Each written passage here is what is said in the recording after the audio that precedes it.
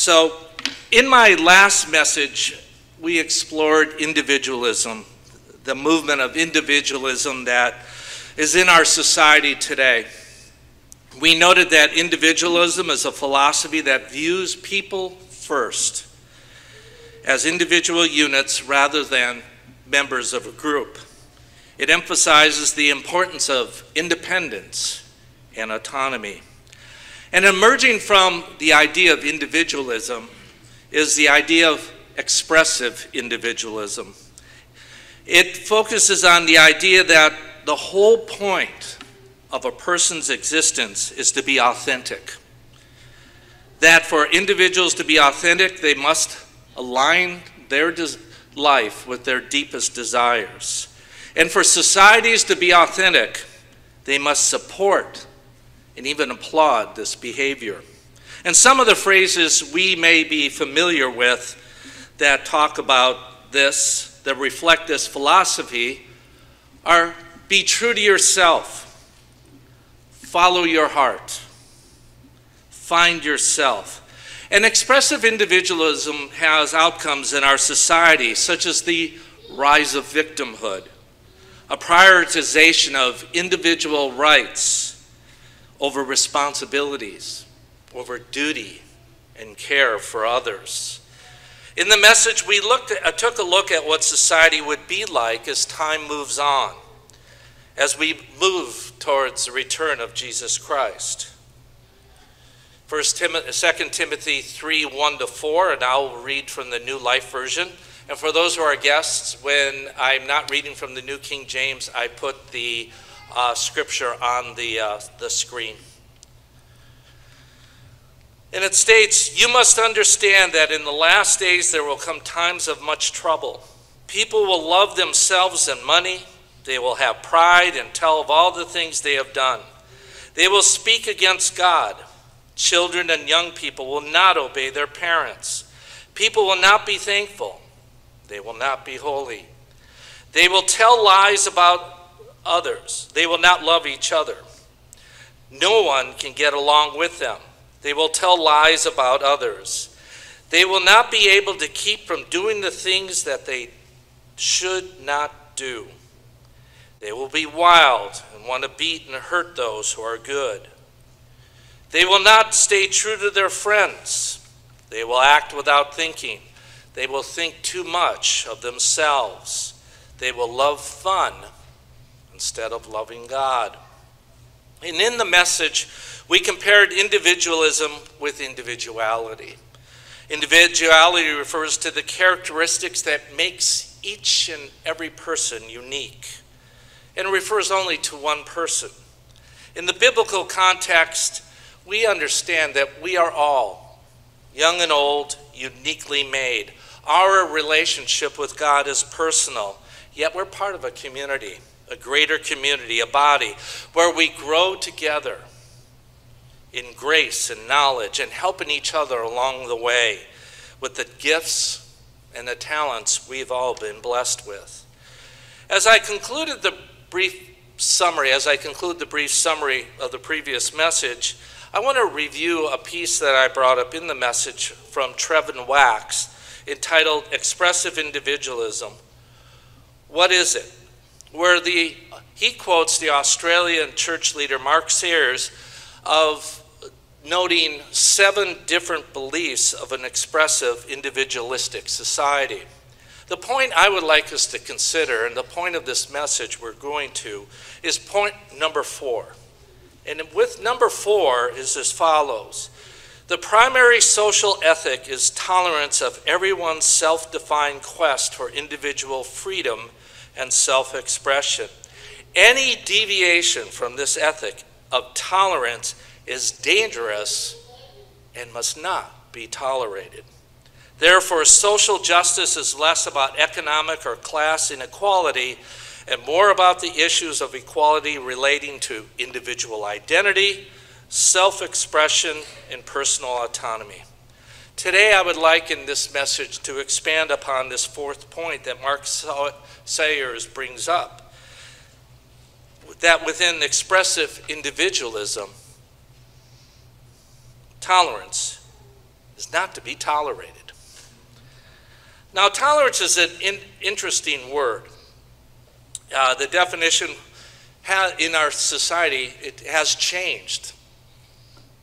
The society has changed the definition over time. So let's take a look at what the Oxford Languages says the definition of tolerance is. The ability or willingness to tolerate something, in particular, the existence of opinions or behavior that one does not necessarily agree with. When I look at synonyms for tolerance, we can see words such as patience, forbearance, willingness. They're all assigned to the dictionary definition of tolerance. However, tolerance and the meaning of tolerance is morphing to something different. To tolerate someone today means not only to bear the individual with patience and respect, but it goes further in requiring us to affirm, to accept, and even celebrate values and choices, even when they don't reconcile with our beliefs. In today's definition of tolerance, everybody's beliefs are equal. Perceptions and claims of truth are equal. Effectively, nobody's wrong. Everybody's right. The terms equated with the philosophical movement of tolerance today are relativism and postmodernism. Let's take a brief look at the words that relate to these and definitions that relate to these words. Vocabulary.com defines relativism as the belief that there's no absolute truth, only the truths that a particular individual or culture happen to believe. If you believe in relativism, then you think different people can have different views about what's moral and what's immoral. Relativism is the philosophy that individual beliefs, lifestyle, and perception of truth are equal. Your beliefs and my beliefs are equal, and all truth is relative. In an August 24th article from Josh Moody in the Gospel Coalition entitled, Does the Bible Promote Tolerance or Intolerance?, provides some additional thoughts on relativism. The idea that all truth is only relatively true, depending on your perspective, upbringing, and personality, is practically a universal doctrine of our secular age. Many think relativism prevents people from judging each other and therefore prevents intolerance. This is ironic because few doctrines have proved more intolerant than the doctrine that everything is relative. Now let's take briefly a look at postmodernism. PBS.org defines postmodernism as follows: a general and wide-ranging term which applied to literature, art, philosophy, architecture, fiction, and cultural and literary criticism, among others. Postmodernism is largely a reaction to the assumed certainty of scientific or objective efforts to explain reality. In essence, it stems from a recognition that reality is not simply mirrored in human understanding of it, but rather it is constructed as the mind tries to understand its own particular or personal reality.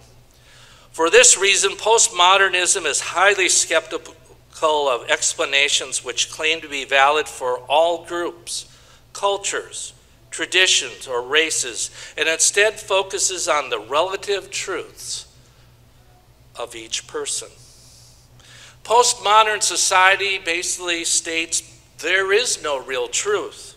It says knowledge is either invented or not discovered. And because knowledge is effectively made by people, a person cannot know something for sure.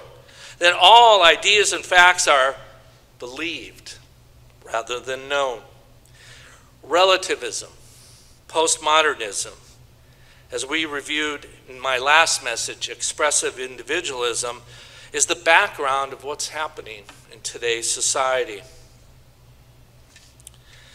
The confusion, the turmoil, the spiraling moral decay that we see in our society today. But there's also one other factor I would like us to consider, and this one is more of an internal factor. Expressive individualism, relativism, and postmodernism are external pressures.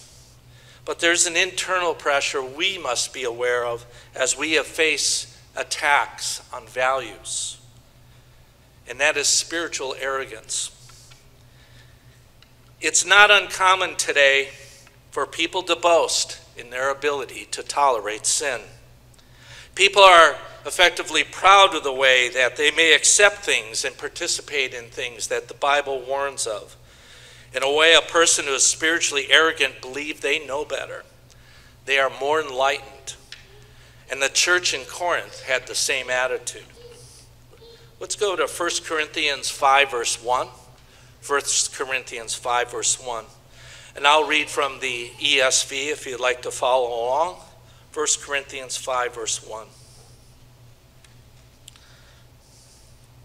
It states in 1 Corinthians 5, verse 1, "It is actually reported that there's sexual immorality among you, and the kind that's not even tolerated even among the pagans. For a man has taken his father's wife, and you are arrogant.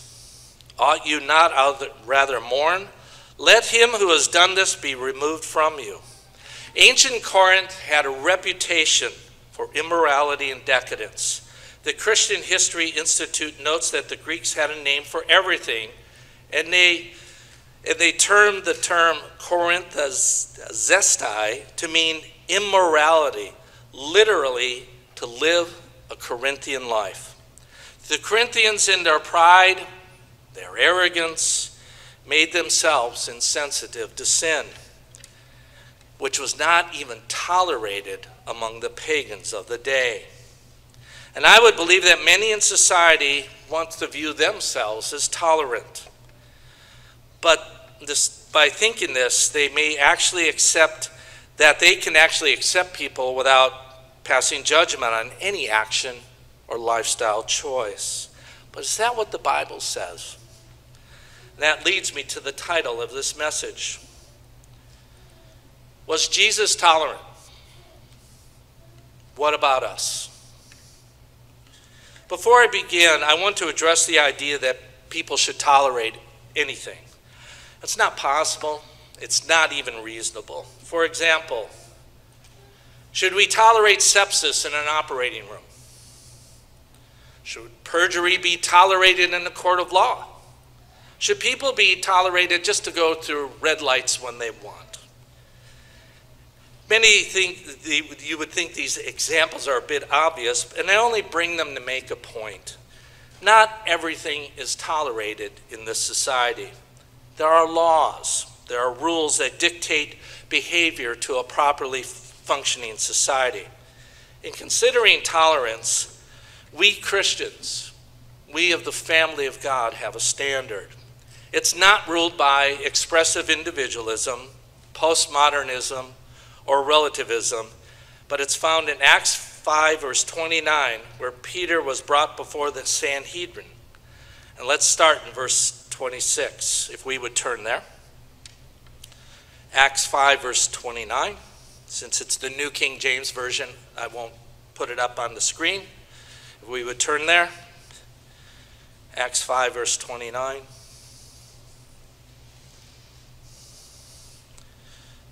It states in verse 26, we'll begin, "Then the captain went with the officers and brought them without violence, for they feared the people, lest they should be stoned.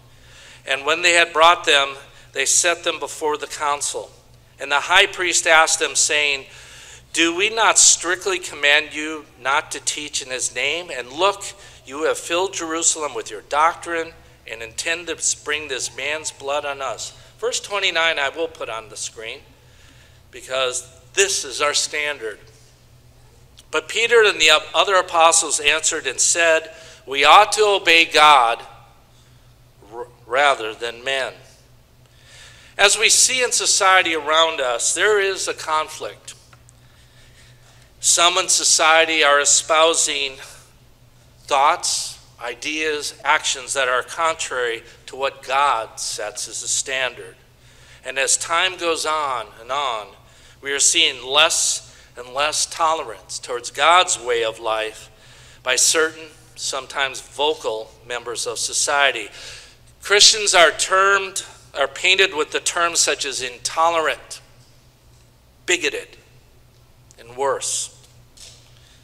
So was Jesus tolerant? Let's see examples where Jesus engaged in a variety of people in society. Let's turn to Mark 2, verse 16. Please turn to Mark 2, verse 16.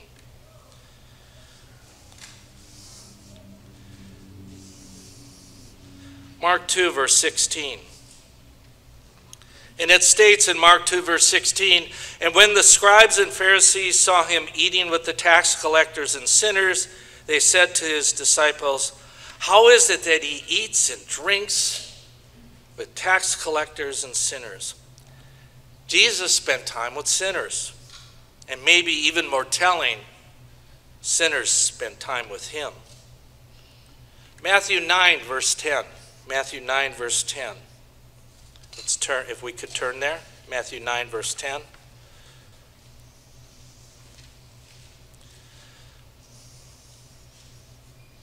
Matthew 9, verse 10 states, "As Jesus reclined at the table of the house, behold, many tax collectors and sinners came and were reclining with Jesus and his disciples. And the Pharisees saw this, and they said to his disciples, 'Why does your teacher eat with tax collectors and sinners?'" Jesus Christ was accused of being friends of sinners. This was effectively the word on the street in first century Palestine. And we can see this. Let's turn to Matthew 11, verse 9. And I'll read from the English Standard Version. Matthew 11, verse 9.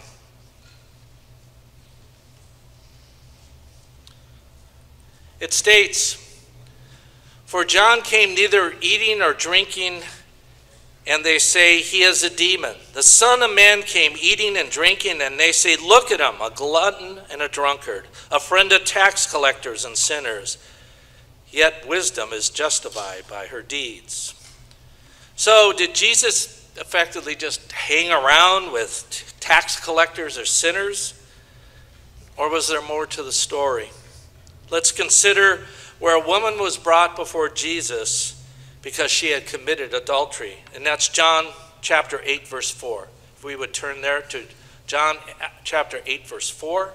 I'll read through verse 11 through the New Living Translation, if you would like to follow along. John chapter 8, verse 4. It said, "Teacher," they said to Jesus, "this woman was caught in the act of adultery. The law of Moses says to stone her. What do you say?"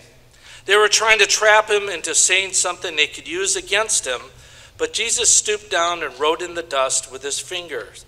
They kept demanding an answer, so he stood up again and said, "All right, let the one who has never sinned throw the first stone." And he stooped down again and wrote in the dust. Verse 9. When accusers heard this, they slipped away one by one, beginning with the oldest, until only Jesus was left in the middle of the crowd with the women. Then Jesus stood up again and said to the woman, "Where are your accusers? Didn't even one of them condemn you?" "No, Lord," she said. And Jesus said, "Neither do I." We see that Christ dealt kindly with the woman in adultery. But did he condone what she had done? Was he tolerant of the adultery that was committed? No. Though he was kind, though he was compassionate to the woman, he concluded verse 11 by saying, "Go and sin no more." There was also the healing of a lame person at the pool of Bethesda, where Jesus told the man, "Stop sinning, or something else something worse may happen to you in John 5, verse 14. In both cases, Jesus was warning against the return to sinful lifestyle choices. He extended mercy, but he also demanded a change. Indeed, there is no tolerance of sin with God. Let's turn to Isaiah 1, verse 16. Isaiah 1, verse 16. And this I will put on the screen. Isaiah 1, verse 16. Oh, actually, I didn't put it on the screen. Sorry about that. Misread my notes. Isaiah 1, verse 16 to 17. Wash yourselves, make yourself clean. Put away the evil of your doings before my eyes. Cease to do evil. Learn to do good. Seek justice. Rebuke the oppressor. Defend the fatherless. Plead for the widow. Yes, Jesus spent time with sinners. He spent time with the oppressed. He spent time with the lost. But he did so with a purpose. Let's turn to Luke 4, verse 17 through 19. We'll read through verse 19. Luke 4, 17. Luke 4, verse 17. And this is where Jesus quotes Isaiah 61, 1 to 2. And in verse 17 it says, And he was handed the book of the prophet Isaiah. And when he had opened the book, he found the place where it was written, The Spirit of the Lord is upon me, because he has anointed me to preach the gospel to the poor. He has sent me to heal the brokenhearted, to proclaim liberty to the captives, and recovery of sight to the blind, to set at liberty all of those who are oppressed, to proclaim the acceptable year of the Lord. What about us? In many ways, the social and political conditions of our society today parallel the days of the New Testament. The Roman Empire was marked by religious diversity and sexual license, and the Christians of that day had to deal with those issues, as do we. We could hide from it. We could hide ourselves from it, effectively becoming hermits, but that is not our calling. Our calling is to be a light to the world. Matthew 5, verse 14. Ambassadors for Christ. 2 Corinthians 5:20. A chosen race, a royal priesthood, a holy nation, a people for his own possession. 1 Peter 2, verse 9. This is our walk. Our interaction is with those in the world as an ambassador for Christ, as lights to a world, to a lost world. We are a chosen race, a royal priesthood, a holy nation, a people for his own possessions, engaged in living in this world. Christ prayed before his death that he asked the Father that those who he would call would not be taken out of this world, but kept from the evil one. How engaged are we with others? Let's turn to 1 Peter 3, verse 14. 1 Peter 3, verse 14, and I'd like to read from the New Living Translation. How engaged are we with others? 1 Peter 3, verse 14. And it states, But even as you suffer for doing what is right, God will reward you for it. So don't worry or be afraid of their threats. Instead, you must worship Christ as the Lord of your life. And if someone asks you about your hope as a believer, always be ready to explain it. But do this in a gentle and respectful way. Keep your conscience clear. Then if people speak against you, they will be ashamed when they see what a good life you live because you belong to Christ. Let's also go to 2 Timothy 2, verse 24. 2 Timothy 2, verse 24. How engaged are we to be with others? 2 Timothy 2, 24 to 25, and again I'll read from the New Living Translation. A servant of the Lord must not quarrel, but must be kind to everyone. Be able to teach. Be patient with difficult people. Gently instruct those who oppose the truth. Perhaps God will change those people's hearts, and they will learn the truth. 1 Peter 3, verse 15. 1 Peter 3, verse 15, and I'll read from the English Standard Version. But in your hearts honor Christ as holy, always being prepared to make a defense for anyone who asks you for a reason of the hope that's within you. Yet do it with gentleness and respect. A quote with regard to our outlook on this matter is as follows. Biblical tolerance is based on seeing others as lost. They deserve our compassion. When you look at people this way, you can listen to them and you can treat them with openness and respect, even though you disagree with them. Biblical tolerance also allows you to share the truth with gentleness. And that was from Larry Fowler of Focus on the Family. And what does God say he will do in those situations when we are interacting with others, when others ask us of the hope that's within us, or others challenge us for what we believe? What did God say he would do? Let's turn to Isaiah 51, verse 15. I will read from the New Century Version. Isaiah 51, verse 15. And it states in Isaiah 51, verse 15, I am the Lord your God who stirs the sea and makes the waves roar. My name is Lord all-powerful. I will give you the words I want you to say. I will cover you with my hands and protect you. I made the heavens and the earth, and I say to Jerusalem, you are my people. God will give us the words. But in order for that to happen, we need to be connected to God, to know his mind, to know his way of life. We need to talk with him, converse with him, walk with God. And this doesn't mean the journey will be easy. To stand up for God in this day of expressive individualism, relativism, and postmodernism is not easy. You'll be called names.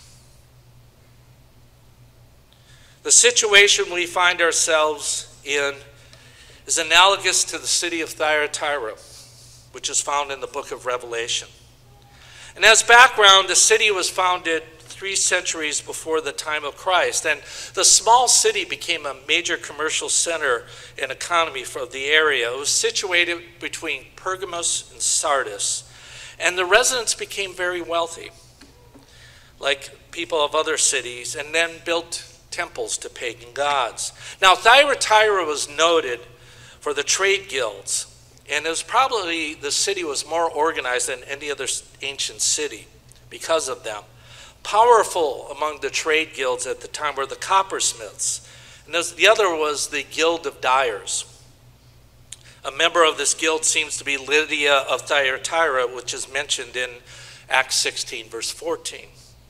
So let's go to Revelation 2, verses 18 to 20, and I'd like to read from the English Standard Version, where God talks to the church in Thyatira. And to the angel of the church in Thyatira write, these are the words of the Son of God, who has eyes like a flame of fire, and whose feet are like burnished bronze. I know your works, your love and faith and service and patient endurance, and your latter work exceeds the first. It would appear that the church in Thyatira was a compassionate church. They reached out to assist the poor. If in Thyatira, if a person didn't belong to a trade union, they found it difficult to provide for their family. And fortunately, there's those in the church that would help those who are less fortunate. The church also exhibited patience in the face of difficult circumstances. Persecution must have been incredibly strong in idolatrous Thyatira, where trade unions held banquets, which their members ate food dedicated to idols. And refusal to participate would undoubtedly mark Christians for persecution, not to mention impacting their businesses. Nonetheless, Thyatira exhibited love, faith, service, and patient endurance. But against this backdrop, it is noted that Christ had something against them. It's that they tolerated Jezebel. Verse 20. But I have this against you, that you tolerate the woman Jezebel, who calls herself a prophetess, and is teaching and seducing my servants to practice sexual immorality and to eat food sacrificed to idols. Now, Jezebel's story is found in 1st and 2nd Kings. She was the daughter of Ethbaal, the king of Tyre and Sidon, and priest of the cult of Baal, a false god whose worship involved sexual degradation and lewdness. When she became queen, she married King Ahab of Israel, and she began a relentless campaign to rid Israel of all evidence of worship of God. She ordered the exterminations of all the prophets of the Lord and was challenged by Elijah the prophet, who demanded a contest on Mount Carmel between the powers of Israel's God and the power of Jezebel and the priest of Baal.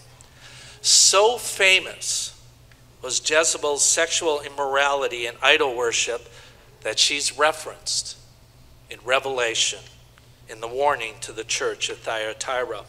Whether the Jezebel mentioned at Thyatira is a real person or a metaphor is unclear.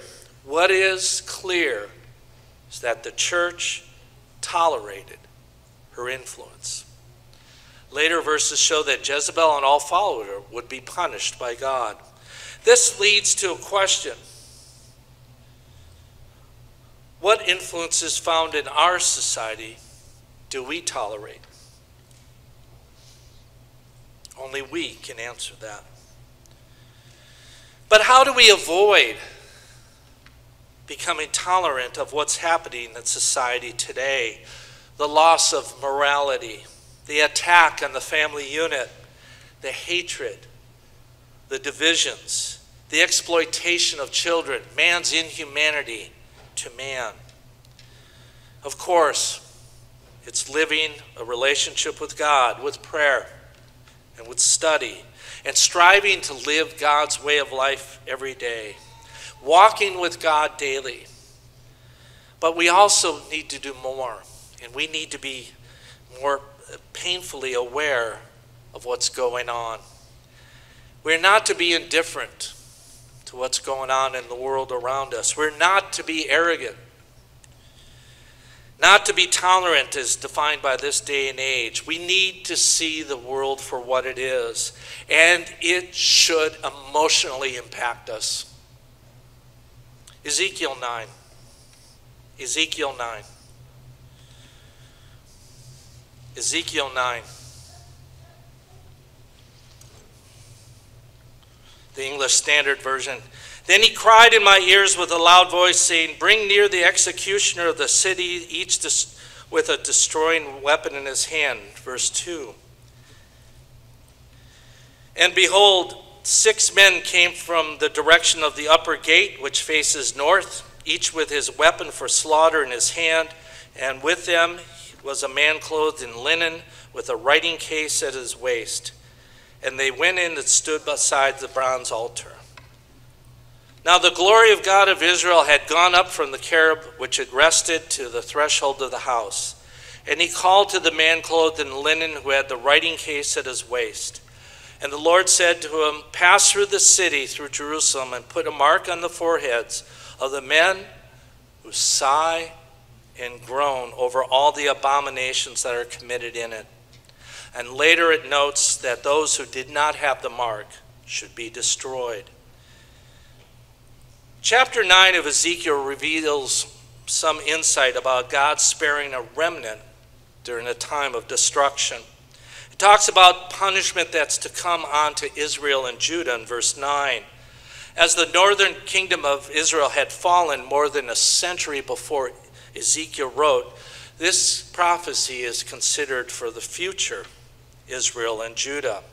And as in chapters 4 to 7, Jerusalem here is used to represent all Israel, the city being an ancient capital of the 12 tribes. Of course, the prophecy had only limited application of Judah in Ezekiel's own day, but it also relates to a time of the future. What should the people here be doing? Well, they should be sighing and crying. Sigh in the Hebrew word anak means to groan, to mourn, and to sigh. Cry in the Hebrew word is anak means to cry and to groan. Sigh implies inward grief. Cry, the outward expression of it. Cry, or the Hebrew anak, is only used 4 times in scriptures. The word contains a great deal of emotional meaning. It involves a person's most innermost feelings. The writer with the case, or incarn in the New King James Version, in Ezekiel 9:3 is instructed to mark the foreheads of those who sigh and cry over the abomination and the idolatry that's around them. The sign here is not just disappointment. It's a groaning of the spirit. It's deeply grieving and feeling anguish over what's happening. Matthew Henry makes the following commentary about sighing and crying. Now observe the distinguishing character of this remnant that is to be saved. They are such as sigh and cry, sigh in themselves as the men in pain and distress, and cry to God in prayer as men in earnest, because of all the abominations that are committed in Jerusalem. It was not only the idolatries they were guilty of, but the other enormities that were abominations to God. These pious few had witnessed against those abominations and had done what they could in their places to suppress them. But finding all their attempts for the reformation of manners fruitless, they sat down, sighed and cried, wept in secret, and complained to God. Because of the dishonor done to his name by their wickedness and the ruin it was bringing upon the church and the nation. Note, it is not enough that we do not delight in the sins of others and that we don't have fellowship with them, but we must mourn for them, lay them to the heart, and we must grieve for that which we cannot help, and for those who hate sin for their own sake and have a tender concern for the souls of others. Matthew Henry noticed there's 2 reasons why people were to sigh and cry at what was going on in the world around them: idolatry and all the other enormities, or the other actions of man that was causing pain and suffering in the world. The wars, the diseases, the immorality, the divisions, the hatred, the pain. The point is here, we must not become indifferent. We must not become tolerant of what is going on in society today, that we're no longer fazed by it. The divisions, the hatred, the confusion, the abuse. We must not be so jaundiced by sin around us that we no longer sigh and cry for the world. In this message, we reviewed philosophies that were making an impact on our society today: expressive individualism, relativism, and postmodernism, and how the word tolerance is effectively being changed in its meaning, that everybody's beliefs are equal, perceptions of claims relating to truth are equal, and effectively nobody's wrong and everybody's right. In fact, what is being noticed is that society is becoming more intolerant to those who do not embrace this philosophy. We need to be careful that we don't find ourselves becoming spiritually arrogant as the church in Corinth. We also saw that through Jesus Christ, that though he interacted with all, he did so with a purpose. He did not tolerate sin. What he did was reflected in his reading of Isaiah 61, to preach the gospel to the poor, to heal the brokenhearted, to proclaim liberty to the captives, to give sight to the blind. With regard to us, our walk, our interaction with others, we are ambassadors of Christ, a light to the world, a chosen race, a royal priesthood, a holy nation, a people for his own possession. As Jesus, we are not to tolerate sin, to become so indifferent to it that we lose our journey as members of God's family. Nonetheless, we are to engage those we interact with by being kind, respectful, gentle, willing to share the hope that lies within us when we are asked. Isaiah 61 notes that God will give us the words to say in those situations. In this message, we also saw the warning to the church at Thyatira that they exhibited love, faith, service, and patient endurance, yet they tolerated Jezebel. And finally, we examined the prophecy in Ezekiel and the need not to become indifferent or tolerant of the abominations and sufferings that are going on in the world. We understand that all are made in the image of God, that all have an opportunity for salvation and are lost at this time. And we sigh and cry over the suffering that is going on for all those who are lost. So to close, I would like us to consider two questions. Was Jesus Christ tolerant? What about us? Looking forward to seeing everybody after services.